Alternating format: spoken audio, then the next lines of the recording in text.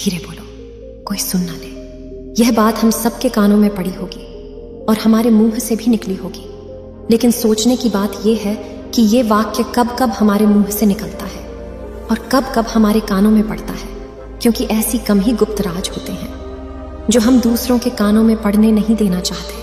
अक्सर परिवार में अशांति का कारण हम स्वयं ही होते हैं। हम इस बात को देख पाएं, भले न देख पाएं, पर यह असल सत्य है, क्योंकि जाने अनजाने मूर्खतावश हम खुद ही अपनी वो बातें दूसरों को बता देते हैं जो हमें कभी नहीं बतानी चाहिए। और वही बातें जो जाने अनजाने हमने किसी दूसरे के सामने बता दी थी, वही हमारे दुख का कारण बन जाता है, वही हमारे झगड़े का कारण बन जाता है। और फिर बाद में हमें पछतावा होता है कि मुझे ये बात किसी को बतानी नहीं चाहिए थी, मेरी ही गलती हुई कि मैंने जाने अनजाने ये बात सभी को बता दी। इसीलिए आज की जो बौद्ध कहानी मैं आपको सुनाने वाली हूं, उसे सुनने के बाद आपको 7 ऐसी बातें पता चलेंगी जो आपको कभी किसी को नहीं बतानी। ये जो 7 बातें हैं जो आपको किसी को नहीं बतानी, क्यों नहीं बतानी, इसके पीछे का तर्क भी मैं आपको दूंगा। और इन 7 बातों के अलावा अगर आपको लगता है कि कोई बात ऐसी है जो मुझसे छूट गई या मैं नहीं बता पाई, तो कमेंट में जरूर बताना, इससे पहले कि आप इस बौद्ध कहानी में खो जाएं। यदि आप महात्मा बुद्ध के विश्वासी हैं तो इन दिव्य उपदेशों को ध्यान से सुनें। इस वीडियो को पूरा अंत तक देखें, वरना बाद में बहुत पछताना पड़ेगा। अपने कीमती समय को फालतू के शॉर्ट्स वीडियो के जगह यहाँ लगाए, कुछ नया सीखने को मिलेगा। एक समय की बात है, एक नगर में रिंकू नाम कई युवक रहता था। वो युवक बहुत गरीब था, कुछ पैसा नहीं था उसके पास। 2 वक्त की दाल रोटी भी बड़ी मुश्किल से उसको नसीब होती थी। किसी काम की तलाश में दिन रात खोज करने पर भी उसे कोई काम नहीं मिल रहा था। फिर एक दिन उसने अपनी पत्नी के सामने अपनी सारी समस्या बता दी। उसने अपनी पत्नी को कहा कि मैं जिस जगह भी काम मांगने के लिए जाता हूं, तो हर कोई मुझे ये कहकर काम नहीं देता कि हमारे यहां काम की जरूरत नहीं है। मैं काम की तलाश कर करके थक चुका हूं। मुझे समझ नहीं आता कि मैं तुम लोगों का पेट कैसे भरूंगा, अपने बच्चों को कैसे पालूंगा, और ये चिंता मुझे दिन रात खाए जा रही है। यह सुनकर उसकी पत्नी ने कुछ सोचकर कहा कि तुम एक आदमी के पास एक बार ही काम मांगने के लिए जाते हो, और जब वह काम नहीं देता तो तुम दोबारा उसके पास जाते तक नहीं। अगर तुम्हें उनसे काम लेना है तो तुम्हें हमदर्दी जतानी होगी, तुम्हें उनसे हमदर्दी हासिल करनी होगी, अपनी गरीबी दिखानी होगी, ताकि वो लोग तुम्हारी मजबूरी समझकर तुम्हें काम पर रख लें। इसीलिए शर्म मत करो, उन्हें अपनी मजबूरी बताओ, अपनी गरीबी बताओ, और इसी उपाय से तुम काम पा सकते हो। यह बात रिंकू के मस्तिष्क में बैठ गई और अगले दिन काम मांगने के लिए वो उसी सेठ के पास जा पहुंचा जहां पर वो पिछले दिन काम मांगने के लिए गया था। लेकिन इस बार उसने हाथ जोड़कर उस सेठ से प्रार्थना की, उससे विनती की कि वो बहुत गरीब है और उसे काम की बहुत आवश्यकता है। वो जो कुछ भी उसे देंगे उसमें संतुष्ट हो जाएगा, पर कृपा करके मुझे अपने यहाँ काम पर रख ले। उसकी ये हालत देखकर उस सेठ ने उसे अपने यहाँ काम पर रख लिया। वो रोज वहां पर काम पर जाने लगा। अंदर ही अंदर वो खुश तो था कि उसे काम तो मिला, लेकिन उसका वेतन दूसरे लोगों से कम मिलता था। वही काम जो दूसरे लोग कर रहे थे, उन्हें ज्यादा वेतन मिल रहा था और इसे कम वेतन मिल रहा था। जब इस बारे में उसने अपने सेठ से कहा, तो सेठ ने कहा कि देखो भाई, तुम्हें काम की जरूरत थी, मैंने तुम्हें काम दिया, मेरा धन्यवाद करने की बजाय तुम मुझसे शिकायत कर रहे हो, यह कैसी भलमनसाहत है। यह सुनकर रिंकू वहीं पर चुप हो गया। बात कहीं ना कहीं सत्य थी, सच थी। सेठ ने तो उसे उसकी मजबूरी के हिसाब से ही काम दिया था और इसीलिए वह उसे अपने अनुसार ही वेतन देता था। लेकिन धीरे धीरे उसने ये बात अपने सगे संबंधियों और अपने दोस्तों को भी बताना शुरू कर दी कि उसका सेठ कैसा आदमी है और उसे कितना वेतन देता है। समय बीतता रहा और रिंकू पूरी लगन के साथ अपना काम करता रहा, लेकिन अब परिस्थितियां बदलने लगी थी। सेठ अब रिंकू से दूसरे लोगों से ज्यादा काम लेता था और उनसे कम वेतन उसे देता था। यह बात रिंकू के मन को बहुत खलती थी। वो दूसरों से ज्यादा मेहनत कर रहा है और उनसे कम वेतन पा रहा है। इससे उसके आत्मसम्मान को बहुत गहरी चोट पहुंची। अब धीरे धीरे उसका मन अपने काम से हटने लगा। उसका मन काम में लगता ही नहीं था। जाहिर सी बात है कि ऐसी जगह किसका मन लगेगा जहां आदमी को अपने आत्मसम्मान के साथ समझौता करना पड़े। इसीलिए जल्दी ही उसने अपना काम छोड़ दिया और वह घर पर आकर खाली बैठ गया। अब उसके पास घर का खर्चा चलाने के लिए भी पैसे नहीं बचे थे। इसीलिए उसने अपने सगे संबंधियों और अपने दोस्तों से सहायता मांगनी शुरू की। लेकिन उसके दोस्त उसके सामने तो उसे दया का पात्र समझते थे, उसे दिलासा देते थे, लेकिन पीछे से उसका मजाक उड़ाते थे। वह कहते कि कितना बेवकूफ है, सेठ ने इतना काम लिया और बेचारे को पैसे भी नहीं दिए। अरे हम इसको पैसे दे दें तो ये कल हमारा भी पैसा वापस कर पाएगा, इसकी ऐसी हालत है, काम तो उसके पास कुछ है नहीं, पैसा कहां से लाके देगा। और इसी वजह से रिंकू की हालत दिन ब दिन खराब होती जा रही थी। अब वो दिन रात तनाव में रहने लगा था। वही दोस्त, वही सगे संबंधी जो उसकी अपनी होने का दिखावा करते थे, वो उसे दया का पात्र समझ रहे थे। उन्हें उसके ऊपर तरस आ रहा था। सब लोग आकर उसे ज्ञान तो बहुत देते थे, लेकिन कोई सहायता नहीं करता था। और अक्सर ऐसा ही होता है, ज्ञान देने वाले तो बहुत मिल जाते हैं, लेकिन मदद करने वाले उंगली पकड़कर, हाथ पकड़कर आगे चलाने वाले कितने लोग मिलते हैं। एक दिन उसे पता चला कि पड़ोस के गांव में एक बौद्ध भिक्षु आया हुआ है जो बहुत ही ज्ञानी है। रिंकू इतना तनाव में था कि उसे कोई रास्ता नजर ही नहीं आ रहा था। इसीलिए जाने अनजाने वो उस बौद्ध भिक्षु के पास पहुंच जाता है। वहां पहुंचकर वो सीधे उनके पैरों में गिरकर होने लग जाता है। वो रोते रोते उन्हें अपनी सारी परिस्थिति बताता है।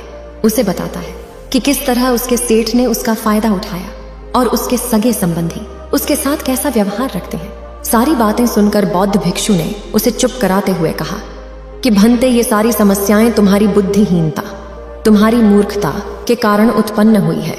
अगर तुम्हारे अंदर विवेक होता तो इनमें से एक भी समस्या तुम्हारे चित्त को दुखी नहीं कर सकती थी, लेकिन तुमने अपने अविवेक के कारण, अपनी मूर्खता के कारण खुद ही अपने रास्ते में कांटे बिछा दिए।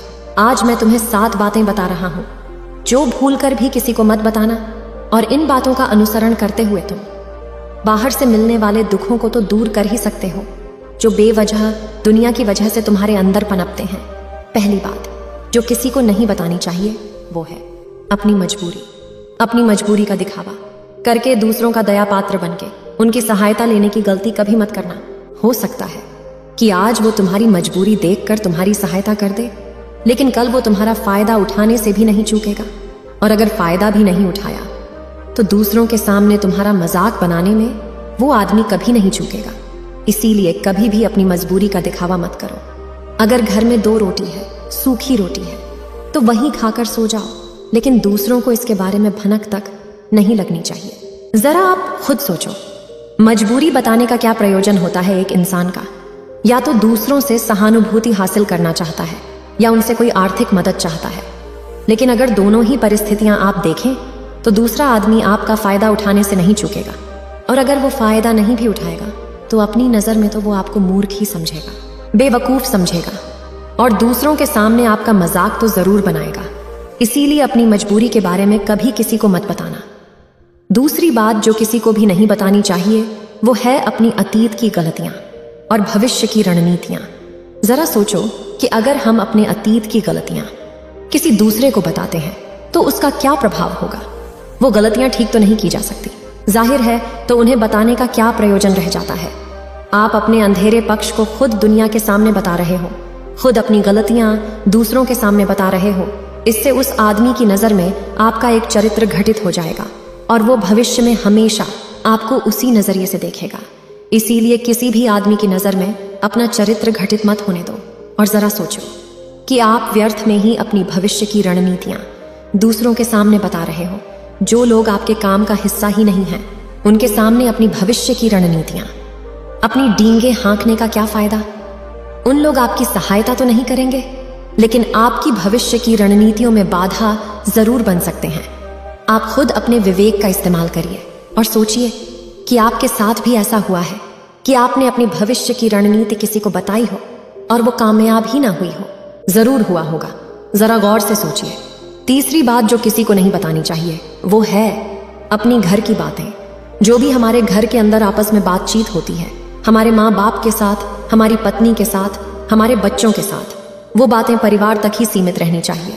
अगर आप इन बातों का दूसरों के सामने ढिंढोरा पीटते हो तो दूसरों को आपके घर में घुसने का एक मौका मिल जाता है और वो इसका फायदा उठाने से कभी नहीं चूकेंगे। वो आपके परिवार के सदस्यों को आपसे दूर लेकर जाने की कोशिश करेंगे। अक्सर ऐसा होता है, हम समाज में देखते हैं कि हम अपने घर के झगड़ों को कम करने के लिए उन झगड़ों को अपने पड़ोसियों और दूसरे सगे संबंधियों को बता देते हैं, लेकिन इससे आपको सहायता कभी नहीं मिली होगी, बल्कि आपके घर की लड़ाई झगड़े और ज्यादा बढ़ गए होंगे। और ये जाहिर है वो बढ़ेंगे। अगर आप अपने माँ बाप की बात दूसरों को बताएंगे तो आपके माँ बाप को बुरा ही लगेगा कि हमारा बेटा हमसे बताए बगैर दूसरों को ये बातें बता रहा है।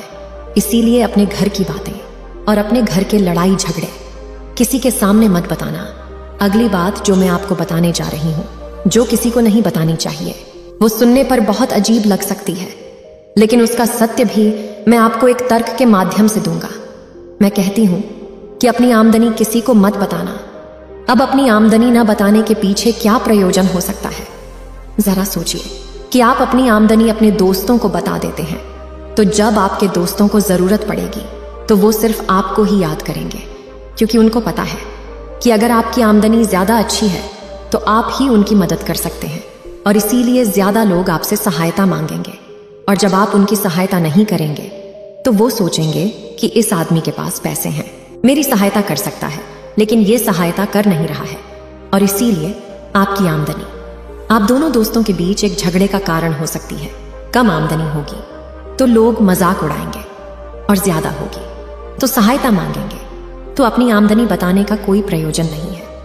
अगली बात जो मैं आपको बताने वाली हूँ उसे अपनी गांठ बांध लेना और किसी को ये बात मत बताना, अपनी कमजोरियां और अपनी ताकत।